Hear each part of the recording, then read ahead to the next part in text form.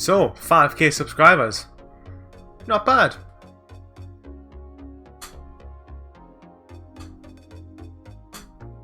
Oh! Oh! Damn, that stinks. Oh. So, firstly, I'd like to thank you very much for helping me achieve this 5,000 subscriber whole thing on YouTube. Thank you from the bottom of my heart for checking me out and, you know, sticking around and watching me talk about games, trophies, all this garbage. Wasn't sure if I'd ever get 5k, I wasn't sure if there was a big enough market in this sort of weird little niche of trophy hunters, but clearly there is, and here we are. And I wanted to do something special for my 5k, and then I couldn't think of anything, so I thought I'd just do a 5k Q&A. I give everyone the chance to ask me some questions on YouTube community page, on Patreon, and give you the opportunity to know what's behind PlatinumBro. Know the guy behind PlatinumBro, behind Peanut Bro. What's he all about?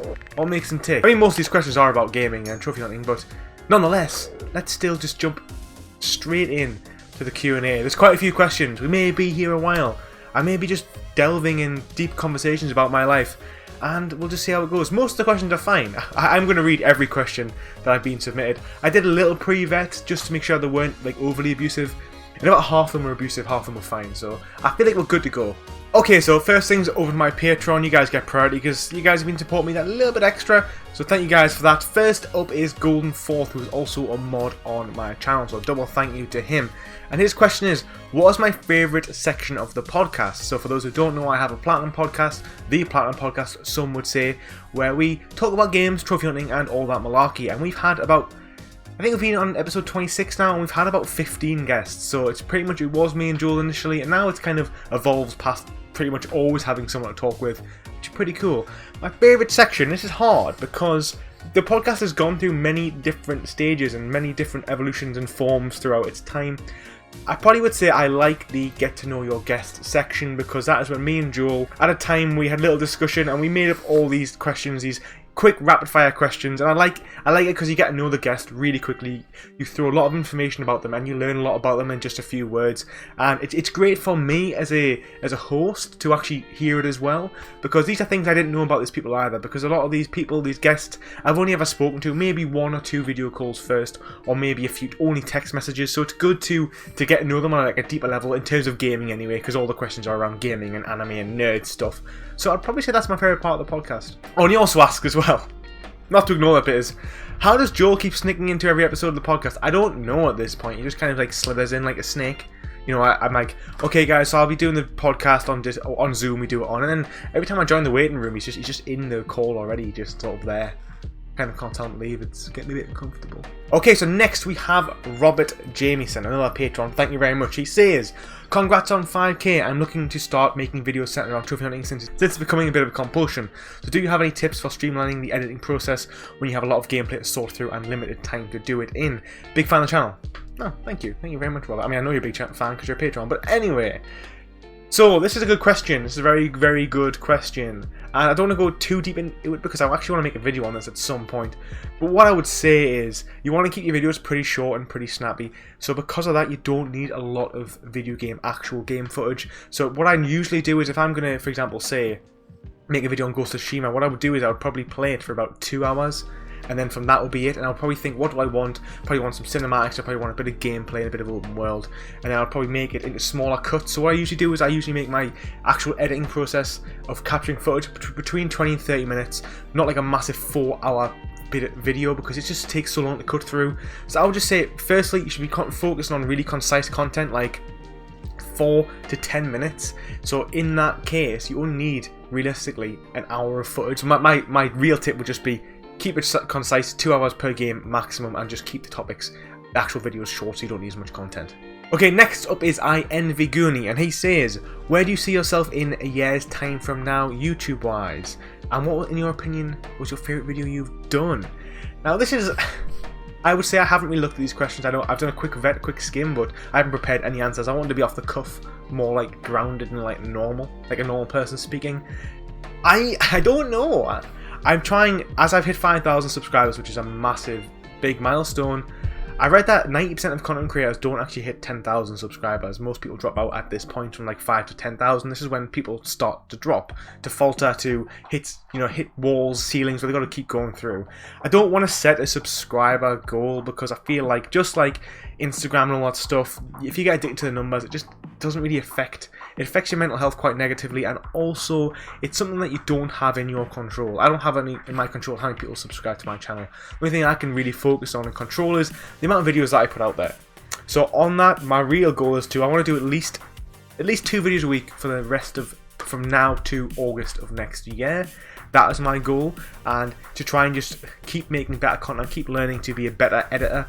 It's something that I've come a long way the past maybe 2 months. I don't know if anybody's noticed, but it's come a long way, and I'm sort of stagnating again. I need to like up my game and sort of learn a few new things here and there. So that's kind of where I'm focusing on, as well as just trying to keep my topics and thumbnails interesting. Because when you've been making YouTube for a while, sometimes the ideas sort of thin out. You burn out a little bit. You got to just keep it fresh and just keep trying to make interesting content, or what I think is interesting anyway. I can't control how you perceive my content. I only control how I make it and what I enjoy doing, and that's what I plan on keep doing. Kind of not answered the question, but what was your favourite video anyway is the second part of that question. Now that is a question. There was a time when I really enjoyed the podcast and trophy list reviews. I think I've had other ideas have sort of come up above them. I like the videos when I just get to talk about games that I'm passionate about, where I don't have to necessarily do like 3 hours of reading on a trophy list. I can literally just turn the camera on and say, look, my favourite game is Skyrim and here is why. I love Spider-Man Web of Shadows because of this. I love God of War because of this. I like just being able to free flow passionately and just talk about games. So I'd probably say they're my most favourite videos. I get a lot of that in the podcast, I will say that. And I like the part of the podcast where I talk quite freely around games we've been playing, because I feel like that sort of gets that itch for me where I can sort of just sit down, talk to a few people about an idea or what I've been enjoying. So I like the free flowing content, although I know it's not the best for actual YouTube content, because you've got to edit your videos. I get that, but they're probably my favourite, the ones which are quite a casual chat. Okay, next is Dan Cranston. He says, when it comes to purchasing games, do you purchase straight away and pay full price, or do you wait till it's on sale? The only game I play full price for is FIFA, and the rest I normally wait a couple months till the price has gone down. I will say I don't buy many games at launch. I have only bought one game at launch this year, and that is Hades, which was only like £24, otherwise I wouldn't have bought it for 50 or 60 full price. I think £60 is quite expensive for a game these days. I usually wait, that is my answer. There's only a few games that come out every year that really, really grab me and grab my attention. I probably will buy Guardians of the Galaxy at full price because I just love me some Marvel and I'm a sucker for it, but I probably will review it and be overly critical because of how much I love Marvel. But that's the only game I've really got my eye on this year to buy at launch at the moment. So I would say wait. I mean, as most trophy hunters, we're all in this sort of area I am. I've got such a big backlog where like I don't need to buy new games. I've got like 25 games I could be playing right now. So I'm never inclined to buy games at launch, and usually what I try and do is I say, okay, there's a game I want to buy. Why don't I play this game first? Play a game with my backlog, and if I still want to buy it, I usually buy it. Most of my games are like 40 to 60 hours, which is like a month and a half of gaming for me anyway. So I usually just put it off, and then I'm like, okay, I can wait another month. I can wait until a sale or something like that. I like to buy my games physically as well, which means you usually can get a deal, but it also means that it's annoying when people want to borrow them because they can't just like share an account with you on digitally. They've got to come over and actually get the game, which is actually pretty hard in today's current climate. Okay, next is Face Palmer. He says, congrats. Thank you. My question is, since giving up climbing leaderboards, have your goals for this year changed, and if so, what are they? Also, out of the games you've played prior, which 3 games from Easy Plat days would you go back and play without the temptation of trophies? Interesting. Okay, 2 parts. My goals have changed. This year I want to get 500 plats, 99% completion percentage, and play Bloodborne and Yakuza, I think? 0? I've only done one of those things. Well, 2, Bloodborne, and I hit 99% completion, it kind of dipped down. I'm not going to hit 500 platinums anymore this year, that's not my goal. I think I'm only going to play another 8 to 10 games this year, if I'm being really honest with myself. I just don't have the time. So I don't know if I want to get more ultra rare trophies. I think my goal in the short term is to probably try and get like 100 platinums to 100 ultra rare trophies. But I say short term, that's probably 6 months away. I want to get my average trophy completion percentage down as well. It's like 78% on PSN profile, 76. I want to get down to like sub 70, ideally sub 60 in the long term, just to bring my just to remove the stains of those easy games. To be honest, yeah. Next, okay, any games I would go back and play. Easy games I would go back and play. Yes, I've got a few. I really enjoyed a game called Null Drifter. It is this like in a spaceship roguelike game where you sort of like an arcade, you know, it's kind of like Space Invaders, but you're moving forward. You know the type of games. But it was like the kind of game where the further you earned money and you bought upgrades. And I love that roguelike elements where you sort of, you know, you go up a little bit, you die, you level up, you go a little bit further. I really like. I find it so addictive and so rewarding, which is why I love Bloodborne, which is why I'm so excited to play Hades.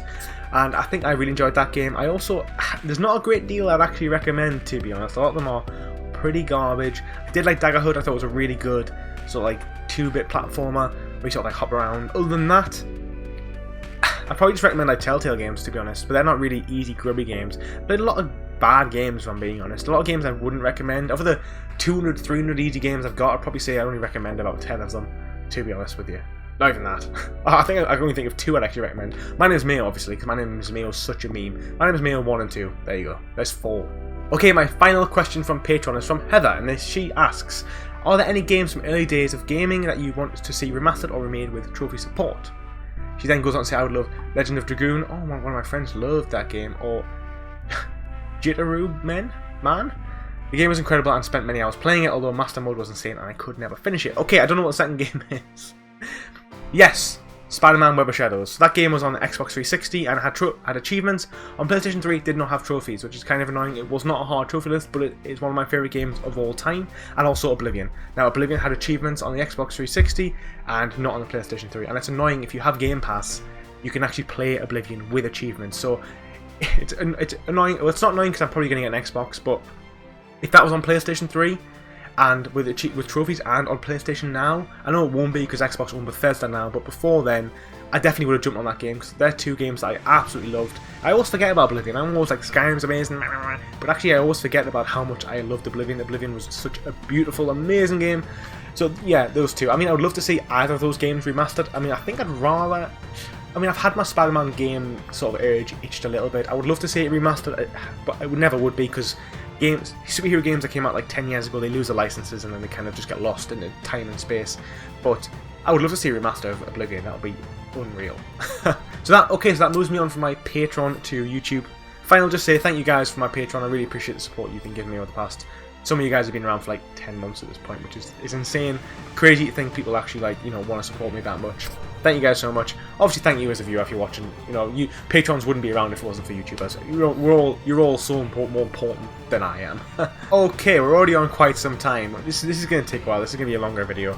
I hope you're in it for the long haul, because I am. Okay, the first question comes from Spedgy the Great, and he says, why is Canada your favourite country? Also, why did you say Divinity 2 is an impressive CRPG, but didn't mention Divinity 1, Pillars of Eternity 1 and 2, Wasteland 2 and 3? So that was because I referenced it in the Trophy List review. To answer that bit first, I think they're all impressive CRPGs. I didn't say they weren't, I just never really spoke about them at the time. I think actually like Pillars of Eternity and Wasteland are actually harder than Divinity Original Sin. So actually any CRPG on most consoles are pretty impressive trophies because they involve like 1 or 2 playthroughs of like 50-hour games or 30-hour games with a hardcore mode, a lot of missable trophies. CRPGs are very impressive platinum trophies, or just trophies in general in my opinion. Why do I love Canada? Had I mentioned I love Canada? I mean, I do love Canada. So this might be a new information for people, or maybe I've already mentioned it, I'm just very, very unself-aware. Probably the latter. I do like Canada, it's one of my favourite countries. A few reasons why, I suppose. I've actually got, when I was at university, I got a friend called Kev. You'll probably never ever see this video. But he was a good friend at university, still a good friend now, and we actually went to Canada. I mean, some people from university. We went to Canada for 2 weeks. And we went to Toronto, Ontario. Wait, that is in Toronto, isn't it? Mississauga. We went there as well. And we had a great time. And I love poutine as well, which is American. No, it's not. It's a Canadian cuisine, which is like chips, French fries with cheese curds and gravy, and it is pretty darn nice. So yeah, and I just love Canada's got some beautiful parks and beautiful wilderness. It's a very big, massive place. Yeah, it's pretty awesome. I feel like it's a combination of everything good about the UK and everything good about the US, kind of merging together. But also there's a few bad things in the US as well, but also there's a few bad things in the UK as well, so that's why I love Canada. Okay, the next question is from Freddie Ankers. Are you a football fan? Who do you support and who's your favourite player currently and all time? Well, I skimmed this question. It was one of the first questions that came through when I made the community post, which is why I am wearing my Newcastle United strip. It's actually from like 2 years ago. It was my favourite one because it's got the emblem in the middle. I don't buy them very often. Actually, I haven't had one in about 10 years. But it was on sale and I just love this kit so much. So yes, I am quite a big football fan. Football's quite a big part of my household, so it's me and my partner. I think before then I was still like it's big in Newcastle, it's big in the northeast. Football is like die hard part of it's basically religion up here, and it was a big part of like for my dad and stuff growing up. And yeah, I'm a big hardcore Newcastle United fan. We're terrible, but I still love them. How are the lads? Let's go the Magpies. And my favourite players of all time, Alan Shearer. Best Geordie footballer of all time, highest goal scorer in the Premier League, and he plays for Newcastle. He played for his boyhood club for like 12 years, 13 years. Could have went to Man United, Barcelona, and he chose to come to Newcastle because he was a Geordie, which I think is amazing, and he's an amazing footballer as well. In terms of actually current favourite players, I've kind of got a couple. One of my other favourite players is Yohan Cabaye, which was a French midfielder who played for Newcastle in like 2012, 2014-ish. And that was back when we came 5th in the Premier League. And he was just such a great playmaker, midfielder in the middle, taking amazing free kicks, scoring some beautiful goals, really important goals. Some boy. Current players are, I like Alan Saint-Maximin and Miggy Almiron. Saint-Maximin is this tricky winger who was just too good for Newcastle United. He's going to be going to a top club in the next 4 to 5 years. He's probably going to go, if we don't lose him this transfer window, we're going to lose him next year. 60-70 million to like Chelsea or Man United or Man City or someone, I am telling you. And Miggy is just this really creative, high energy, likeable, lovable character. Came from Atlanta in the US, MLS, about 2.5 years ago. And he was a top goal scorer there, like 20 goals a season. He came over here, didn't really score. And I still remember his first ever goal against Crystal Palace. I would love to put it in, don't know if I can, but I remember when he scored it, I've never seen a player so happy for just scoring one goal in the Premier League, and he's come on to be a relatively good success, 4 or 5 goals a season as a midfielder, but when I saw his energy and how happy he was to score, it just made us just instantly love him because he loves being a footballer and he actually likes playing for Newcastle United, which a lot of footballers don't because we're not the best club ever. Sorry if I bored you with this football talk. Okay, so Issa Shallow asks, apart from Spider-Man 2018, Web of Shadows and Skyrim, what's your next favourite game of all time? Well, I say Witcher 3 quite a lot, maybe that's a bit of a cop-out. And I've also already mentioned Oblivion. I'm probably going to go as far as say fondest memories, maybe Gears of War 3. One of my favourite games of all time. Probably my favourite multiplayer of all time. And I say it all the time, Gears of War is the best trilogy on any console I've ever played in terms of story, gameplay and online. It had the whole package, it was just phenomenal. So yeah, Gears of War 3. SLZZZ says, am I crazy for 100% Witcher a second time? Game of the Year edition has its own trophy list, or is it better to get 100 shitty plats? After all, a plat is a plat according to Sony. I don't think you're crazy for doing that at all. I think you do you, and I also think The Witcher 3 is one of the best games of all time, so platinum it again was never a bad thing. And also, remember that trophy hunting it's what matters to you, not to what Sony care about it, or not what Trophy League board or anything. It's what you enjoy, and if you like completing games, you want to complete Witcher again, then just do it, bro. Jacob Wells asks, what kind of music are you into? If you're into any at all. Well, yeah, I do listen to quite a lot of music, not loads of music. I'm kind of like stuck in the early 2000s, if I'm being honest with you. Like my sort of music tastes kind of stopped when I was 15 years old and never ever really changed, and I'm not someone for listening to new music. So like I have 2 playlists. Well, I have 3 playlists on my playlist on my Spotify, which kind of dictate whatever I listen to. I've got like a playlist of like classic tunes of like classic like rock, like Johnny B. Good, Mr. Blue Sky, bit of Bob Dylan, those sort of people. That's kind of like when I want to chill. I just kind of want to sit when I'm maybe hoovering in the house, doing chores in the house, making food or something. I might listen to that. I then have like a rock playlist for the gym, which is kind of like a mixture of like Green Day, Fall Out Boy, Good Charlotte, who else? It's kind of like all that really early 2000s rock music, a bit of like Foo Fighters, all that kind of music. It's nothing really startling, nothing really overly cool, pretty normal rock music, I would say. I like all kind of music, but definitely rock and like chill music's what I like. And then also, I have a playlist of just nerd stuff. So I have this nerd playlist, which basically whenever I go to watch a film, or play a game, or watch an anime or a TV show, and I like the theme tune, or like music being used, I kind of just put it in that playlist. So if I'm kind of like, I need some inspiration in my life, I'm like walking with a dog, or I'm like trying to think of YouTube videos, and I'm out and about. I get a lot of YouTube videos when I'm out walking the dog. I'll just put on like a song from My Hero Academia, or like One Punch Man, or Spider-Man, or like all these like really epic tunes to sort of get me in the mindset. It's kind of really nerdy. It's kind of the nerdiest thing ever. I would never admit I had this playlist until like 2 years ago, because I didn't want anybody to know I was just listening to such weird music. But I'm okay with it now. I embrace it. I'm weird. I don't care. Okay, the Curse Breaker asks, what's your favourite platinum trophy that you've earned? If you could only choose one game to have a platinum trophy, what would it be? And would you ever attempt the Crypt of Necrodancer? That's 3 questions. Favourite platinum trophy? Is it a cop-out to say Spider-Man? Because I think it was one of the best games I've ever played. And a lot of my games I have played are on Xbox and stuff, and I think I've only been playing PlayStation for 4 years.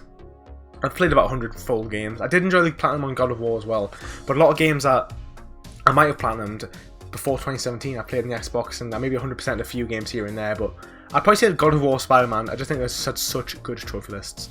And if I only platinum one game, what would it be? Is that one game in all time or one game going forward? I think either or would be The Witcher 3. I think don't even have this platinum, but if I could only have one, I think I'd have Witcher 3. And then, would I ever attempt Crypt of the Necrodancer? That is one of the hardest games, if not the hardest game on the PlayStation. And I will say never say never. I can't see it being in my short-term life plans. It's like a 1,000-hour platinum trophy of serious grinding, serious game mastery. You've got to master one of the hardest games of all time. I mean, never say never, it would be a cool video to make, I suppose, but would it be worth the 1,000 hours of gaming to make one 20-minute video? Maybe not. I don't know. I'm not going to be playing it anytime soon, but never say never. Okay, Jack Lewis asks, have you ever decided not to play a game because its trophies look too hard? Are there any that you regret not playing because of that? There is a few. I think, firstly, there's not enough time to play every game, you know, in existence. You know, when you've got a full-time job and you're working and you're making YouTube and stuff, and you make time for other things like exercise, seeing people socializing. I don't have all the time in the world to game, so I've always missed games that maybe I would have liked to have played. Like, it took me like to this year to play Ghost of Tsushima, like a year after it came out, which is such a big game. And I think I didn't play Devil May Cry 5 on my PlayStation because I knew it was going to be too hard, and that's kind of my only one I really regret. However, I plan going forward is to get an Xbox Series X. I know there's going to be a big launch of them in this year, at the end of this year. People might say this is blasphemy because it's a predominantly PlayStation channel, but I just love gaming. I've said it lots of times. My plan is to play the games that maybe I don't want to platinum on my Xbox account. That's kind of my plan. But I mean, I think we all miss games. I think maybe completing games has maybe made me miss a few more games than the average casual gamer, but I don't feel like I'm missing out greatly. The games that I really want to play, I do play. There's only in today's day, with this many AAA games being so easy platinums, there's actually not that many big games that come out that I couldn't play. Devil May Cry 5 is probably just really the outlier of the difficulty in terms of platinum trophies. Okay, Rico, I'm not going to try and attempt to say your last name. It says, do you think the next Spider movie will be a flop because it will fail to live up to the hype? My god, what a question. I don't have time to delve into this too much. I think if Tobey Maguire and Andrew Garfield are not in that film, it will fit. It will do well. I don't think it's ever going to flop. I think it'll make $1 billion. I think worldwide. I think it's going to do better than the 2 Spider-Mans previously. But will I be happy if them 2 aren't in it? Probably not. I think Marvel have this issue where they've teased things in the past. Like they teased something. I almost spoiled a bit of Scarlet Witch there, which I'm going to take back. WandaVision, sorry. They teased somebody coming into WandaVision and he just didn't deliver, and they fell flat. It was such a tease because if you didn't know who the character was, you wouldn't think they were coming back. But because Marvel knew you knew the actor, then they kind of tricked you into thinking something was going to happen when it didn't. And for me, that was such a big slap in the face. That was like purposeful deviousness. I didn't appreciate it at all. It made me really annoyed at Marvel. But they're in a position now where the multiverse, where you know it's going to happen. And I just think now there's never going to be a better time to bring in Tobey Maguire and Andrew Garfield into the multiverse, especially considering Jamie Foxx and I can't remember his name, who plays Doc Ock in Spider-Man 2, have both signed on. That implies that the multiverse is going to be going ahead and those people from other worlds are going to be coming across. It feels really like a poor decision not to include them. The only thing I'm thinking of is maybe like Toby just wants 20 million for a 10-minute cameo, but even still it's probably worth paying in my opinion, because fans would lose their absolute nut. I would lose my nut massively if they're in it.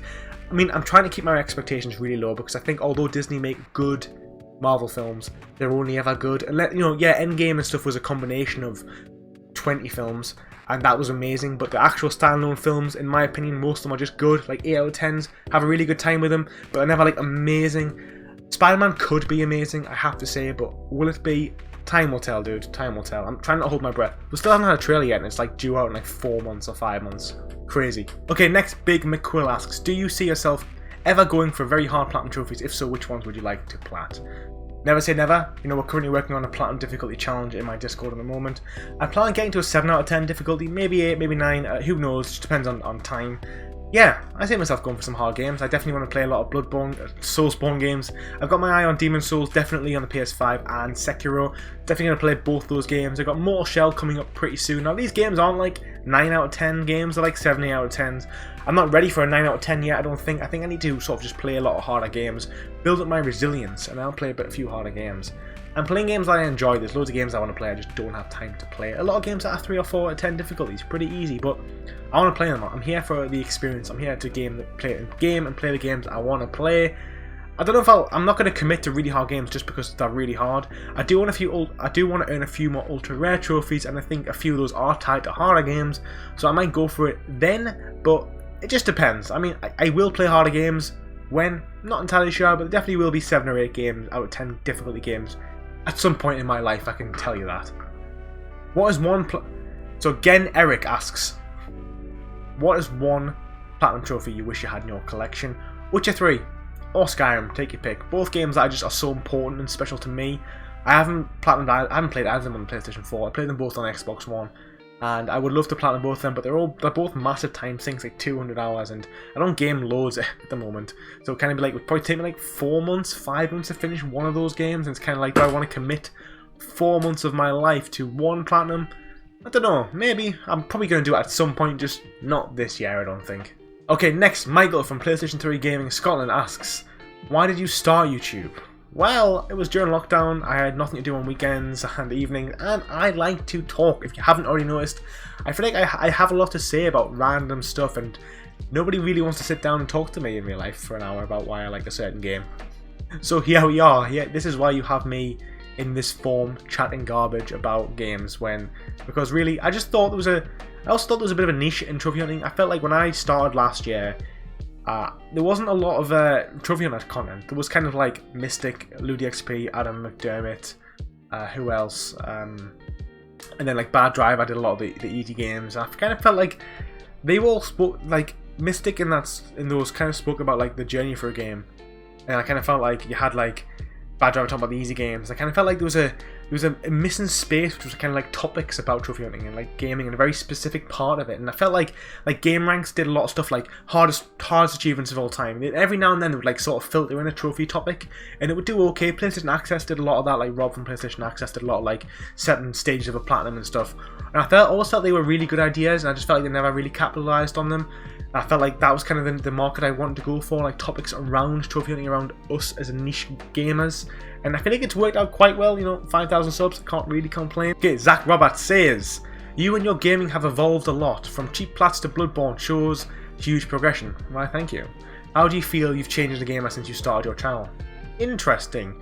I feel like when I started my PlayStation 4 account in 2017, it was like this like kind of felt like I was really behind everyone on trophies, and I felt like that's probably what started the easy games. And when I finished my Xbox days, I retired from it temporarily, you know, and I felt like I always wanted to finish games and I never did, and I always got like to like 80-90% completion and I kind of left it and always walked away. And I always said to myself, when I make a new account, I'm going to take things to the next level, and that's kind of where I went into the PlayStation 4. And then I kind of just got stuck in the, it's easy enough for new people to get stuck in the trap of just playing easy games, because you want to see those numbers grow. When you've got 2 platinums, even if they are like Witcher and Spider-Man, like that's, you know, you just think it's not impressive enough, so you play another 50-60 easy platinums. That's kind of what happened to me. And then it's like a year later, I was like, is this really worth doing? I think YouTube kind of facilitated it a little bit, because I could apply for a lot of codes, and I was probably getting like, I'd probably say 30, 40, 50 platinums I played. As long as I mentioned them in the video and reviewed them and of sorts, I didn't have to pay for them. And I kind of set like this really like bad precedent where I was just like not paying for them, so I felt like it wasn't as bad, which it kind of definitely was. I'm glad I've stepped away from that sort of scene. I feel a lot like I'm gaming more for gaming's sake rather than just trophy hunting. Like, I've said this a few times, like, you just do whatever you enjoy, and I think purpose is really important for us to be happy, and I think we can't not have purpose. If you've ever seen somebody who, like, you know, for whatever reason just sits around the house all day, doesn't do a great deal of stuff, they're always a lot quite sad. You know, you feel like you're missing something. That's why, like, you know, a lot of like religion and stuff hundreds of years ago was so important, because it made us feel like, you know, we'll strive to be part of something bigger than ourselves. And I think that's kind of what trophies were to me in gaming. They meant gaming felt more like it was more than just gaming. It felt like it had more of a purpose. And if that's you, that's good for you. Like, I don't think there's anything wrong with having a purpose, particularly in gaming. But I felt like it became shallow, and I just didn't want to do it anymore. And will I ever go back? I don't think so. I'm not like, I know there's a few people in the trophy hunting community, in the leaderboards, who I've spoke to who have been like, oh, I want to go back. Like, I've spent 5 years of my life on trophy hunting. I feel like I need to go back to it. That's not me. I don't think trophy hunting is that big of a part of my identity as a person, as a gamer. Like, yeah, I like to finish games. So what? I like to play games. I'm a gamer first. And I think I just realised that this year particularly, because this year I set myself a goal of like 140 plats. I've earned about 60 and then kind of retired on that, which I think, I figured out at a good time. I think when I had that discussion with Josh, I've mentioned this a few times on the podcast, and he kind of said that, like, as a YouTuber, he kind of has a responsibility in the community, and I don't know, I've got 5,000 subs now. There's definitely a niche of people who watch me, and I feel like I shouldn't really be advocating for those games that kind of are just taking your money at the end of the day. They just want to sell you a really bad product to make you money, and they know what you want, and they're just kind of like trying to force it on you. Or not force it on you, but try and take advantage, if you will, of trophy hunters, in my opinion. And I didn't want to support that anymore, which is why I don't do those videos anymore. Okay, Drop Games asks a couple questions. First question: how much do you play on average per week or month? I'd probably say at the moment 10 to 12 hours a week. Yeah, that's pretty much all I can fit in. Maybe 2 or 3 or 4 hour sessions. That's kind of me done. Quite a busy guy, I have to say. I walk the dog like 2 hours a day. That's quite a big time chunk. People still seem to forget how time consuming dogs can be. Time commitment is down there. I love walking the dog, and I think it's a great exercise. And also I work obviously 40 hours a week, and then I exercise and all this other stuff, and spend time with friends and family, and life's more than gaming. I would like to game more, probably. Maybe in an ideal world, but I'm quite content. I can't really complain too much. Second question: which game is better, 36 Fragments of Midnight, Midnight Deluxe, or Birthday by Midnight? I can't really remember what Birthday of Midnight is. I think it's a sequel to Midnight Deluxe. They're all pretty bad. They're all really bad, to be honest. I'd probably say 36 Fragments of Midnight is the hardest, and it's like a 2 out of 10. Probably the most impressive, so that one. Okay, Josh Bedworth says, congratulations, Lewis. Oh, why, thank you. I like when people remember my actual name. It's always nice. Do you think you'll ever do a platinum journey like Adam McDermott? That's an interesting question, and in the short term, no. For one, that's Adam's thing. Adam, he is platinum journey man. He's the guy who goes on those journeys for the platinums, and Adam's got one hell of a great way of telling stories. I don't think I've got that. I think I am more of a casual chatter, if you will.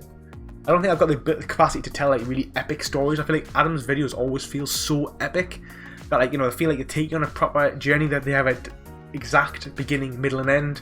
I don't know if I'm that smart. I don't know if I'm smart enough to do that. I would like to do something like that maybe at some point, but I'm definitely not going to do a platinum journey because I feel like that's Adam's thing. Who knows? Who knows? But definitely not in the short term. I need to improve my editing game considerably to even get near Adam's ability, and I would not want to do just a rip-off of his show, which is worse. It would have to be different and have to be good. Okay, Drop Games asks again, says, what do you think of hiding games to get a better completion percentage? I don't think you should do that, personally. Just who cares? Like, come on. Like, you shouldn't really be that bothered about your completion percentage, and if you want to do that, look, I'm trying not to be a judge. I try not to be this big judge who just passes judgment on everybody. If you really feel like you need to do that because it makes you feel better about yourself and your completion percentage, then you just do it. Who cares what I think? But my actual opinion would be, no, just embrace, the games you played and who you are as a gamer. Okay, gamer with trophies. What does he have? Trophies? Right, he has trophies. Do you think it's better to complete a full series of games or just play 1 or 2 of the series? That's interesting. Well, playing 1 or 2 of a series definitely gives you a flavour, and then you can play more series, so there's that. I think it depends on how much you enjoy it. Like, I'm always going to play Spider-Man games. I'm going to start Yakuza at some point. Will I finish the series? No. There's like 9 games in the season at this point, at the series, and it's just too much. Same with Final Fantasy, Kingdom Hearts, that sort of thing. It just depends on how much you love the series, I suppose. I think it's probably better to play a couple of games of each, because then you get more flavour of different games. But if you find something that you love and you love it, then just do that, I suppose. I personally would like to finish full games, but I would like to get a flavour, because I think if you play too much of one game, you get sick. If you played all 7 Yakuza games, 8 Yakuza games straight, you'd be so sick of that game over the 3 years it would take you to finish them. Whereas if you did 1 Yakuza game a year, 1 Uncharted game a year, 1 God of War game a year, think of the variety you'd have there from those 3 games alone. So I'd probably say, a few of each, and then maybe with the idea of finishing a few, long term. Okay, so Andrea Papalado asks, do you think if trophies didn't exist, gaming would be a lot different to you?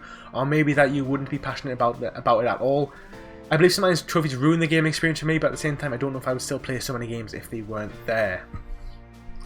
I don't think it would ruin my passion. I think I'm passionate about gaming as much as trophies. I just don't talk about it on this platform because I feel like the gaming news stuff, the opinion stuff, it's maybe not for my audience yet.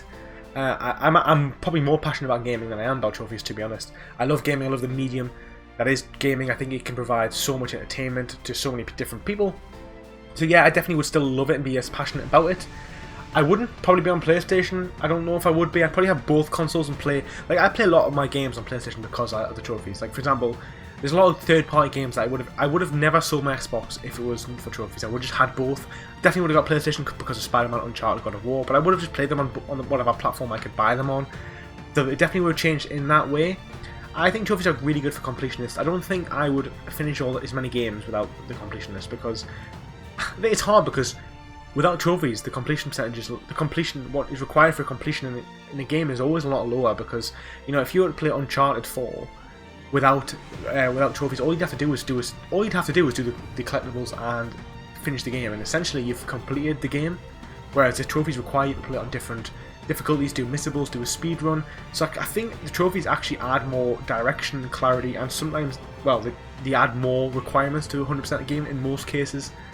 I think that, if I was to play Uncharted, I wouldn't go for all the collectibles because I just wouldn't enjoy it. So I probably would be less of a completionist if trophies went around. Okay, Joshua Phillips Henricks asks, what do you appreciate more? A trophy list with lots of hard plats or a list with 100% completion? Definitely a trophy list with more hard plats. Like, it's hard because I just had Jaws was my last trophy list review, and he had 100% completion over 10 years. There's a lot of easy games on there, but maintaining 100% completion for 10 years is a lot of discipline and a lot of preparation, and I appreciate that a lot. But also, if I compare that list to someone who had maybe platinumed every single Devil May Cry game, every Soulsborne game, loads of all the FIFA games and all the Call of Duty games, which have like skill-based multiplayer trophies, Street Fighter games, fighting games, it's not even comparable because those games with extreme difficulty are just so much more impressive to know that someone's mastered the game and done everything that game is required, even though it's really difficult. That is impressive. Okay, so Robert Stevens asks, what music do I like? I have mentioned that already, a bit of funk, a bit of rock, and a bit of like gaming and film, TV music. Okay, so Nix asks, would you play easy games again? By the way, I loved the Earn Easy Platinums with PlatinumBro. That was like a Let's Play series I kind of started and it didn't do that well.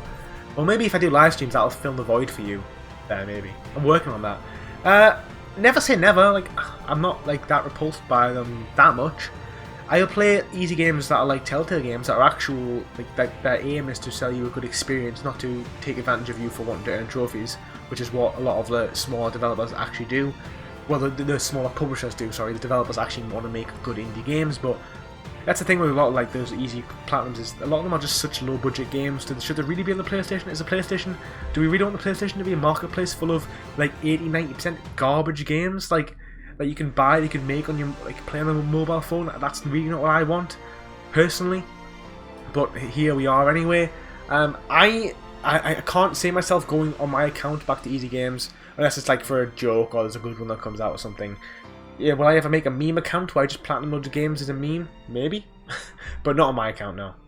Okay, so Jelka, I think that's all I said, says, what do you actually do outside of YT and trophy hunting? That is a good question. I am a big film buff. I'm a big film buff. I like to watch a lot of films.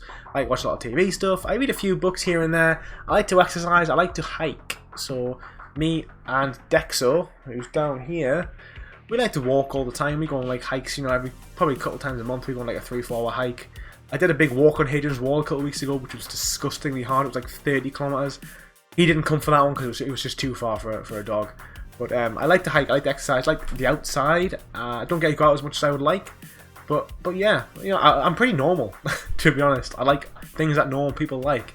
TV, video games. I like sport, as I've already mentioned. Not loads of sport. I'm really only into football. I liked Olympic weightlifting for a little bit of a time. I tried it. It was okay at it. Not really flexible enough for it. I like Brazilian Jiu-Jitsu. I haven't done it for a while because I started it just before I started about 2 years before lockdown. I did it for about a year and a half. I used to be on shift. It was kind of hard to maintain. Kind of dropped off a little bit for about 3-4 months. Then lockdown happened, and then I haven't done it now for like 2 years. I want to get back into it though. It's just finding the time, as always. So yeah, I hope that's answered the question. I like watching Nacho Libre and I like watching Jack Black films. Okay, so I've been asked by Kif Ezrati, why do you call yourself El Platinum Bro? Do you like how it sounds, or do you speak Spanish, or is it just because you want to? I don't speak Spanish. I just like the sound. I think when I had a dog, I used to have my dog at home. He was called Bobby. We used to call him El Bob, like the Bob. And I found that really funny. And I just sort of always said L whenever I was trying to be serious about something. I'd be like, when you go get a takeaway, so when you go to like the L fish shop. It's just my way of making things sound more serious and more official and professional. So when I say El Platinum Bro, it's like, you know, I'm an authoritative figure and I'm serious and this guy means business, I think? I have no idea. I just like the way it sounds. It's funny. Mr. Trippy11 asks, how long has it taken to get to 5k and what's your ambition for the future of the channel? It's taken about, I want to say, about 14 months to get to 5k. Which is quite good. So a lot of small channels don't get there as fast. I think the first 1,000 is really hard. But once you hit 1,000, you get a little bit of a bump because YouTube starts to monetize your videos and then therefore start pushing your content out more. And then it slowed down about 2,000 again, I would have said. And future plans, like I said, I don't really have any long-term goals on the channel, just as it is. Other than the fact that I just want to try and be consistent in making YouTube videos for next year. I want to try and be more creative with some of my ideas. Some channel ideas have been going on for a long time. I need to keep them fresh, but I also want to bring in new ideas when I can and meet new people. I actually want to have more guests on the podcast, so that's probably another goal. I want to try and get some more people with over 10,000 subs. I've had a couple. I've had Lucy, I've had Adam, I've had Josh. I kind of want to get someone who isn't from the trophy hunting environment, just a gaming and YouTube channel on the podcast. Dark asks, what would you choose if you had to pick a colour between 1 and 99 in the alphabet? Definitely gold. Or platinum, in fact. Definitely platinum. Okay, Shah0412 asks, what are your earliest gaming memories and what was the first game you remember playing? First game I ever owned was Pokemon Yellow. So that was probably my first ever, no that's not true. No, yeah, I think it is. My earliest memories are playing Pokemon Yellow on holiday when I was like in Spain. You know, when you're like 7 years old, you've been in the pool all day. You know, you've got an ear infection because you've been in the pool for like every day, for like, you know, 7 hours a day for like 10 days straight, and your ears killing, and you're just sort of like sitting on the couch in the pub where your parents are just drinking, and you're just like sat there like playing Pokemon with no light because you know you didn't have a light in the Game Boy back then. Kind of like hovered over this little light. You and a few other kids who like have all been like pushed over there because the parents were all drinking. Killing Caterpies. That's kind of my memory. I remember like I caught Pidgey level 3 and he was like level 30 by the time I went to face Brock, who was the first gym leader. Usually you put me on like level 10 and I just ran around with my Pidgey just doing gust on all the Caterpies like an entire holiday. Like literally probably like 80 hours of just leveling up this Pidgey or Pidgeotto. For whatever reason I just thought it was so fun. And that's why I love Pokemon. I still love Pokemon to this day. That's probably why. Okay, Vlog Life asks, Tesco or Asda? I don't really like either. I think they both sell like just poor quality products and really overpriced. I like Lidl and Aldi, okay? They sell decently priced stuff. I feel like Asda and Tesco, you know, you go and buy like a branded like washing up liquid and it's like 20p more than Lidl's unbranded. Sorry, they sell unbranded versus Lidl's unbranded. So yeah. If I had to go to either, I'd probably go Asda, I would say. But I think they're very much the same. They're very much cut from the same cloth, that kind of like middle tier shopping market where it's kind of like we try and sell you one class, and we always try and say that we want to save you money, but the reality is they don't because they're always putting their prices up all of the time. So yeah. Yoki asks, do you still remember your very first fans? People who commented and engaged in your early days? Well, firstly, when I had about 150 subs, me and Joel first started talking, me and aka Guy Faruski. The thing is, when you haven't got a big channel, nobody really comments. So when I had like 100, 200 subscribers, nobody really commented on any of my videos. And the answer to that is, I don't remember that many, to be honest, only because you see so many names. I know like all of my mods, so like Golden, Fourth, Scott, that gamer Scott, Shadow, they've all been around for a long time. They were all like in my Discord in the first like month of the Discord opening. I think the first week actually, and they've always commented on videos.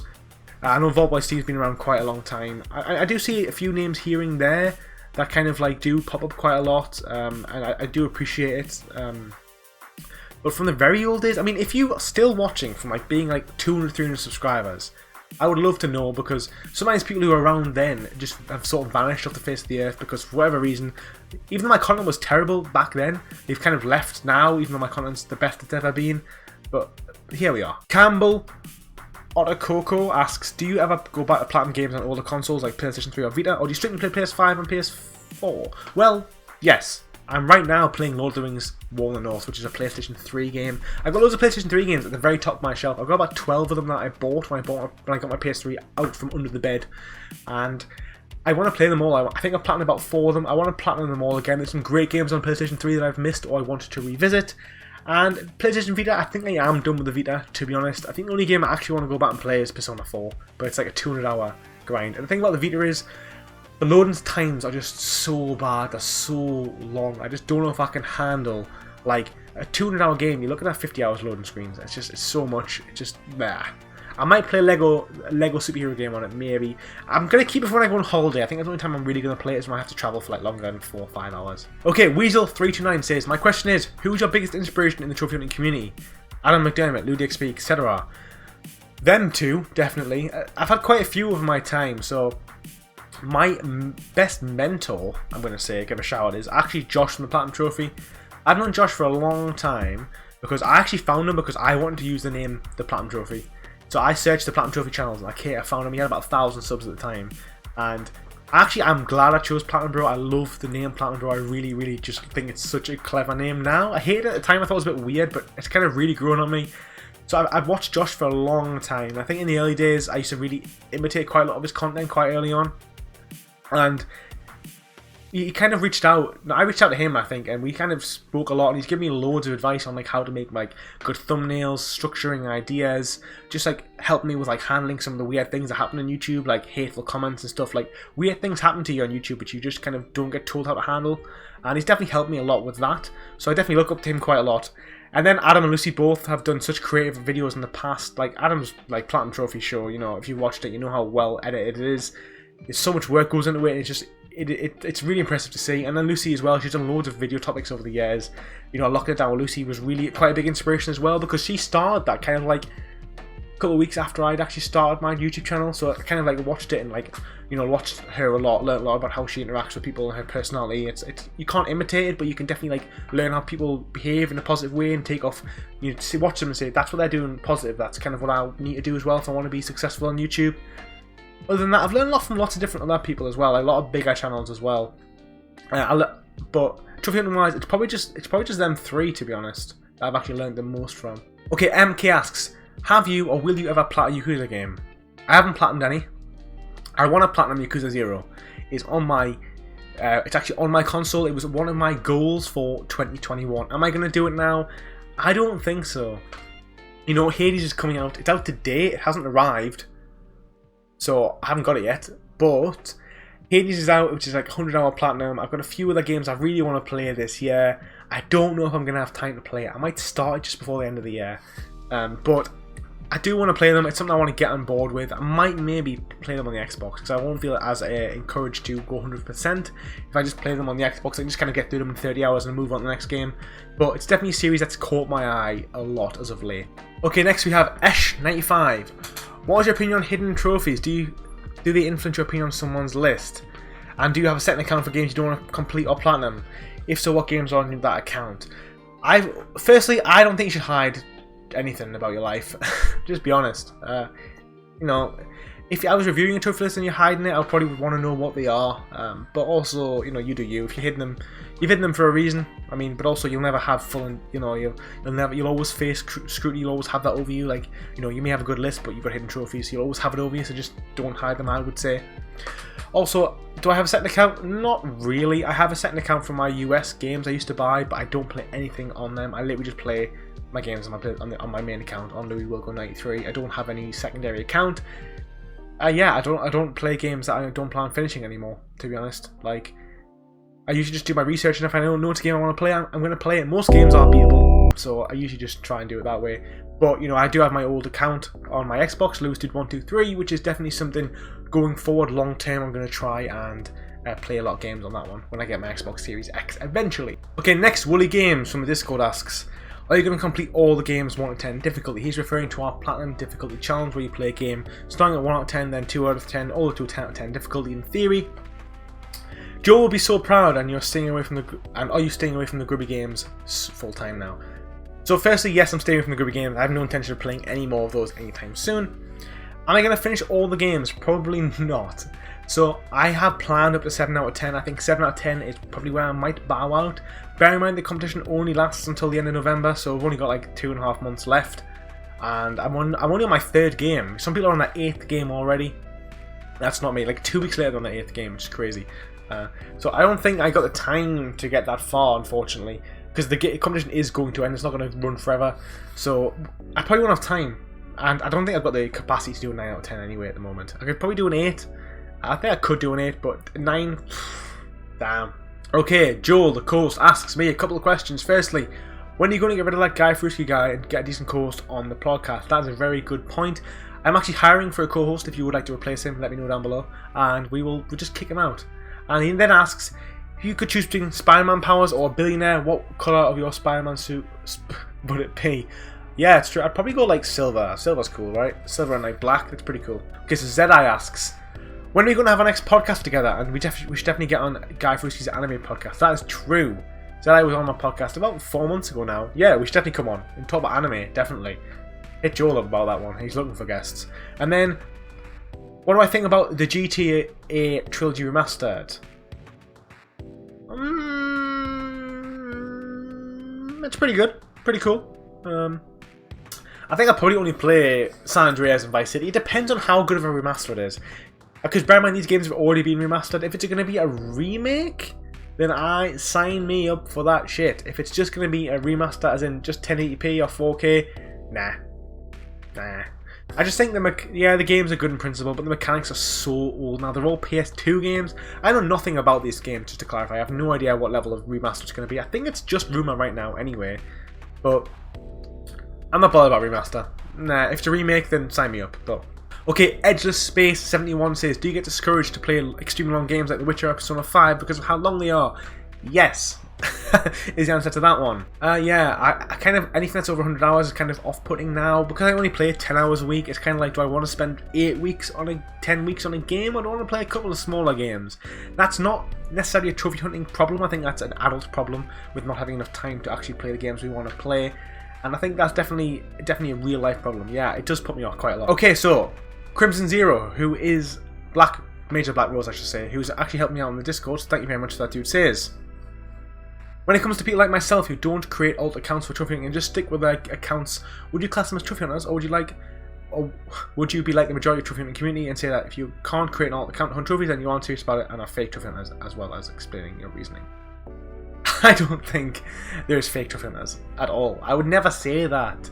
No, I don't think that at all. I think it's actually better to say trophy lists that's been like over long periods of time. That's why like Dan and Nathan from Platinum have such good trophy lists, because they not only do they play really hard games and have high completion percentages, they've also been going since like 2008. They've got 13-year-old accounts. That's so impressive. I don't think you should make a second account just for trophy hunting. It kind of seems a bit like, just keep your old one if you're gonna, or make a new one and start again. But no, I don't think anyone's a fake trophy hunter. Just to clarify, I think that's a very negative outlook to have. I hate elitism. I've said this loads of times. You are not better than anybody else because you have a platinum in a certain game. Let's just get it out there. I mean, I shouldn't have to say it, but clearly a lot of people in the community think that they can look down on people because they've got a platinum in Bloodborne. Or it's like we had this debate on how hard Devil May Cry 4 was recently in Discord, because we wanted to like make sure it was the right difficulty for the challenge. And there's people in the forums saying like Devil May Cry 4 is a 4 out of 10. It's like, you aren't more important than someone else because you think that game's a 4 out of 10. It's definitely a 7, 8, 9 out of 10. It's a hard game. Like, what kicks are you getting out of to pretend the game's easy, pretend you're a skilled gamer? I just think it's very pathetic. I don't appreciate and I don't encourage elitism in this space at all. Okay, I'm going to group these together because they're very similar. They're the same. Trophies to Hunt and Joseph Nye asks about Burnout. Do I ever get Burnout and do I have any tips? Take a break. If anything, like anything, if you're doing too much of something, you get sick, take a break. Take a week off, watch some TV, don't even game, and just come back refreshed. You know, trophy hunting is not for everybody as well. You're not any less of a gamer because you don't like the finished games. You know, you don't have to watch, you don't have to be a trophy hunter to watch this stuff. Like, you know, just sit back and relax. This is a perfect example of it. I do not really collect games. Yeah, I've got a little few. Some people wouldn't even call that a collection. I've got like 50 games. That's not a collection. Some people, a lot of YouTubers have like hundreds of games across these back walls, and that's not me. I love watching YouTube collector videos. That's the thing. I love watching pickups, and I love watching people talk about these games they've got. But I'm never gonna do that because it's really expensive, and I know it would burn me out. The idea of always looking for new games, organizing them, and just knowing I spend so much money on them. You can be a passive, casual consumer of content and not have to feel like you have to do it, definitely. So, don't feel like you have to play trophies and earn trophies. Like, if you're not enjoying it, just stop. Like, it's not that simple, obviously, but I just think, like, if there's nothing wrong with, like, something doesn't have to be fun to be worth doing. I've said that recently. But if you're just not even enjoying the process and not enjoying the end result either, then you need to really evaluate what's going on. But I think just taking a break first will help you sort of reevaluate what's going on. Maybe a 1 or 2 week break from games. Take a step back and just say, look, I'm gonna just see how I feel. And after 2 weeks, if you want to go back and have fun with it, then that's great. If you're feeling like you don't want to go back, then maybe you just need to change direction of your gaming. Get a Switch, or just play a new account with. Don't worry about trophies. Okay, Dave Rogers asks, what was your favorite platinum trophy of all time? Spider-Man. I have already said that. I probably would say Spider-Man. I've actually missed one. So that geek Luke says, my question for you is, have there have been many times where you've judged whether you want to play a game based on trophy list, and also played shit games for easy trophies. Yes. Played loads of easy games, and that's pretty apparent, and I usually look at trophy list before I even play a game every single time. Most of the time, if it looks reasonable, I'll probably play it. Like I said, most of the time they don't put me off. For example, I know Hades is going to be one hell of a grind, but I'm going to play it anyway. It's more like games like Devil May Cry when there's like a serious skill element involved, or a serious multiplayer grind puts me off quite a lot. I was going to play the My Hero Academia game, but I looked at the trophy list and thought, I'm not spending 30 hours grinding online. That is not what I'm going to be doing with my time. And that's kind of just how it is. I don't feel like I'm missing out too much, to be honest, because there's so many great games. Like, if the trophy list doesn't match with what you want to play, you just move on to the next game, because there's literally hundreds of amazing games out there, and I guarantee me and you haven't played all of them. Final question is from Darth Boothie. He says, will I be playing another Final Fantasy game? Hell yes. So I want to play Final Fantasy VII. It's just getting through the backlog. It looks like a great game. And also, there's a few other games. I've actually got World of Final Fantasy up there. I really want to play that as well. And then also the new game, the remaster of Final Fantasy 1 is coming out this year or next year. That really has piqued my interest. That'd be an interesting one to see as well. And then, of course, Final Fantasy 16. I'll be buying that at launch, most likely, because I do love me some Final Fantasy. I don't talk about it that much, but I'm quite a new fan, as I have mentioned. I only played Final Fantasy 15 was my first one. And yeah, it took a step away from the turn-based, but I still love it. I think it's a great game. And Final Fantasy 16 will be getting purchased at launch, guaranteed. Well, there you have it. There was like an hour of me talking, answering all of your questions. I hope you enjoyed this time listening to me, PlatinumBro, Lewis, talk a little bit about what's behind the facade of PlatinumBro, because, I'm not just a gamer. I'm a person, surprisingly. And I hope these insights have just, helped you think I'm more of a normal person, just like you. We're all the same, am I right? So I'd like to thank you very much, finally, for helping me achieve my 5,000 subscribers. It's been pretty crazy. It's been a whirlwind. I've really enjoyed my time on YouTube. I ain't going anywhere anytime soon. I'm in it for the long haul, having a great time making content, talking to you guys in the Discord and the YouTube comments. It's a really rewarding thing to do. I enjoy doing it. I look forward to making videos. I look forward to planning my videos ahead and all that good stuff. So I'd just like to thank you again from the bottom of my heart for firstly sticking on to the end of this video, because I know it's been a long one, and then secondly for supporting me. I do really appreciate it. So on that, I'd like to thank you very much for watching, and I'll see you in the next video. Take it easy.